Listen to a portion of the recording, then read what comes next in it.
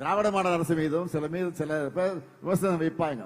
அந்த விமர்சனத்துல நியாயம் இருக்கான்னு பார்த்து சரி செய்யற முதலமைச்சர் தான் உங்கள் நம்பிக்கைக்குரிய இந்த ஸ்டாலின். ஆனா ஒன்றிய பாஜக அரசு எந்த கோரிக்கையும் கண்டுக்கிறது இல்ல, எந்த விமர்சனத்தையும் நியாயத்தோடு பாக்குறது இல்ல.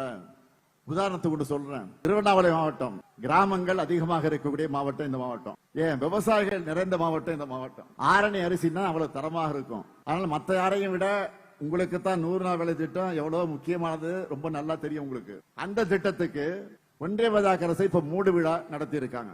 வறுமையை ஒழிக்கிறதுலயும் கிராம மக்கள் கிட்ட பணப்புழக்கத்தையும் அதிகரிக்கிறதுலயும் இந்த திட்டம் பெரிய சாதனை படைச்சது. ஆனா இப்ப பாஜக என்ன செய்யறாங்க, அந்த திட்டத்திலே காந்தியோட பேர் எடுத்துட்டாங்க. 100 நாள் வேலை மக்கள் உரிமைன்னு இருந்ததையும் தூக்கிட்டாங்க.